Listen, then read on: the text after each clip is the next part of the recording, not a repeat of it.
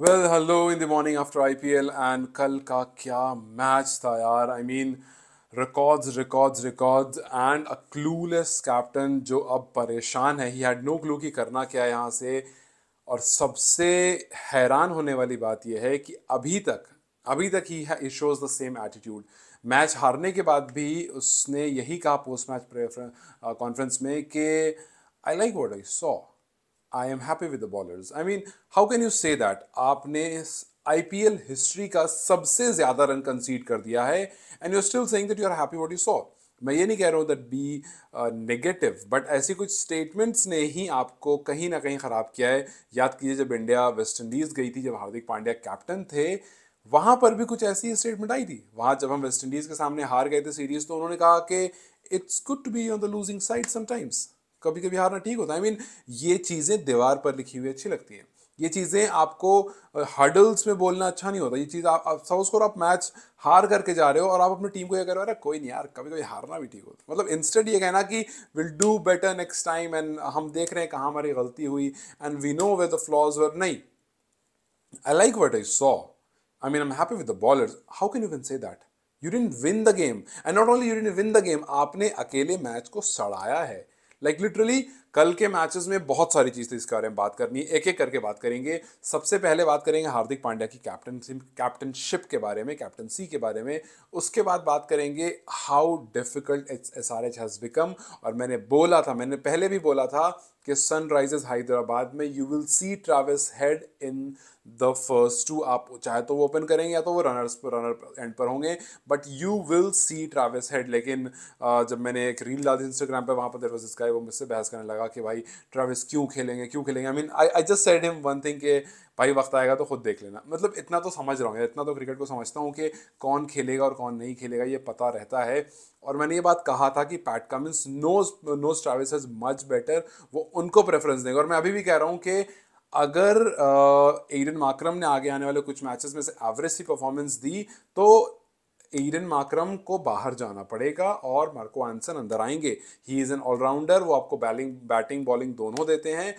हालांकि spin bowling ये भी करते हैं और ये अच्छे स्पिन करते हैं, ऐसा नहीं कि बुरा करते हैं, लेकिन फिर भी Aiden Markram I think somewhere doesn't have that edge जो कि मैक्रो एंसन के पास है। लेकिन अभी at this moment he is doing good, तो team will go ahead with this same combination as long as आपको कोई ऐसी पिच नहीं मिल जाए जहां पर पेसर की जरूरत हो। खैर, तो दैट्स अ फ्यूचर थिंग। लेकिन सबसे पहले बात करते हैं हार्दिक पांड्या के बारे में, हाउ ही हैज रून्ड थिंग्स। आप देखिए एक बार फिर से मुंबई की बॉलिंग आती है, मफाका के हाथ में बॉल आती है। ये वही मफाका है जो कॉन्फिडेंट तो काफी थे, लेकिन मे भी वो कहीं मिस आउट कर गए अंडर 19 और इंटरनेशनल क्रिकेट के बीच के डिफरेंसेस को।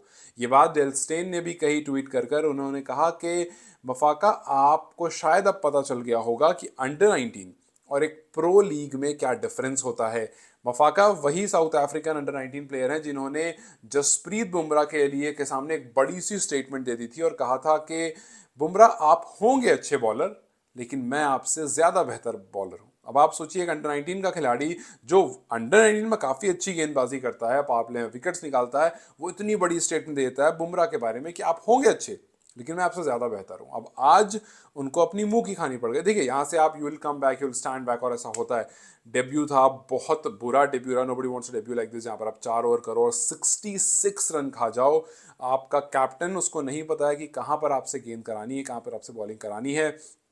पहला ओवर यू डिड वेल, ठीक है, आपको तीसरा ओवर मिलेगा बिकॉज आपने पहला ओवर अच्छा करा है, लेकिन it would have been better अगर वो और बुमराह साथ में बॉलिंग कर रहे होते। Bumrah would have helped him, लेकिन हार्दिक और मफाका बॉलिंग कर रहे थे। आई डोंट अंडरस्टैंड, क्या हार्दिक को वाकई ये लगता है कि वो बुमराह से ज्यादा बेहतर गेंदबाज है नए बॉल के? Does he really thinks that he bowls well with the new ball and swings the ball much better and is more lethal compared to Bumrah?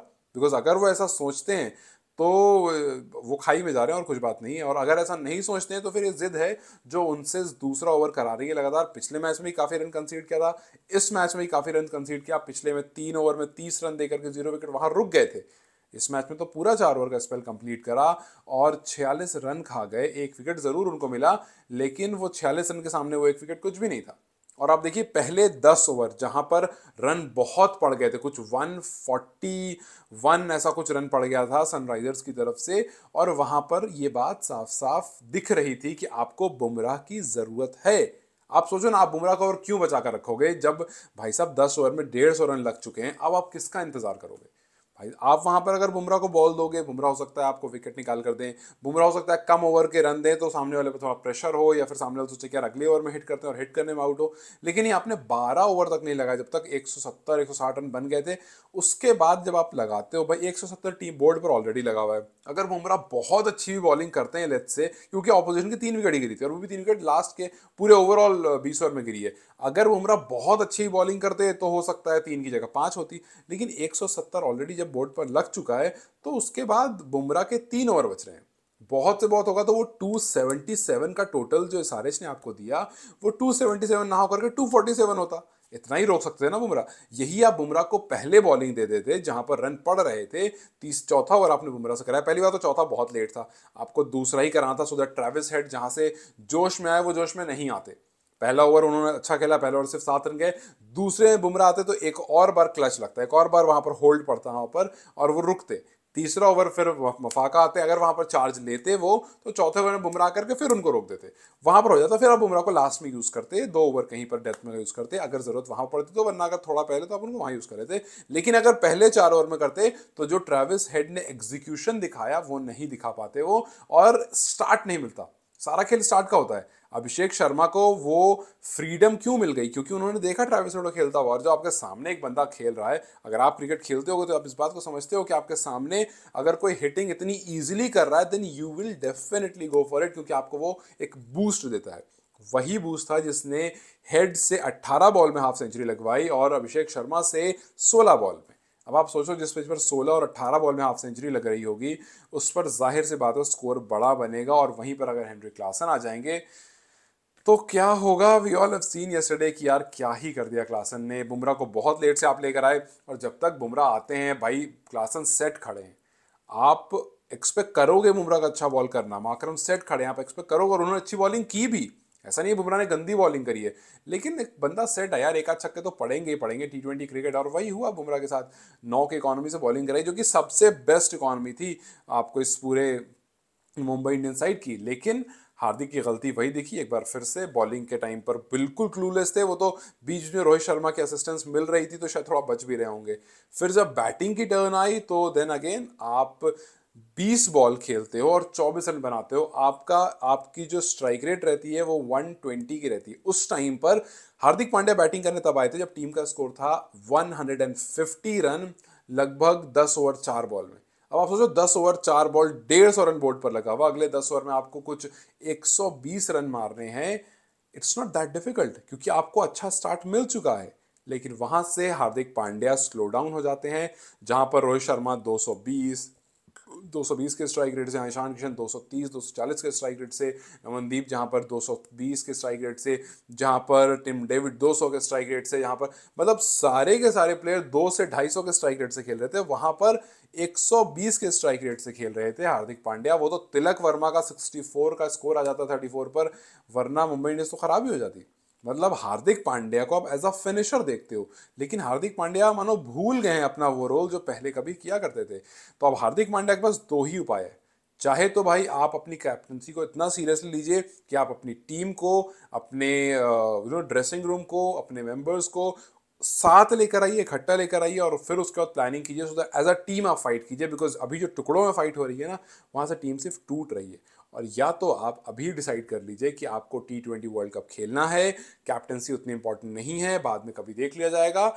इस मोमेंट पर मुझे अपनी बैटिंग और बॉलिंग इंप्रूव करनी है, तो मैं सोलली उस पर ध्यान दूंगा, ना कि पूरी टीम को संभालने में। ऐसा करके हो सकता है आप T20 वर्ल्ड कप में बने रहें। और अगर ऐसा नहीं किया और आपका पूरा IPL खराब जाता है इस तरह से, then it is going to be very difficult for you to be in the T20 World Cup. So this was the game जहां पर Mumbai was extremely poor with batting and bowling. In fact, extremely poor with the captaincy. Batting bowling तो फिर भी ठीक थी, आपने ठीक ठाक रन बना दिया, सिर्फ 31 रन से हारे।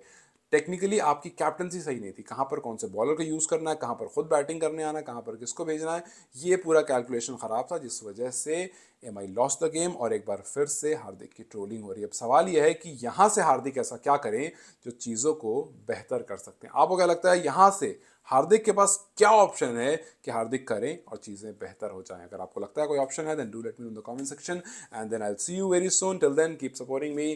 Thank you so much. Tata.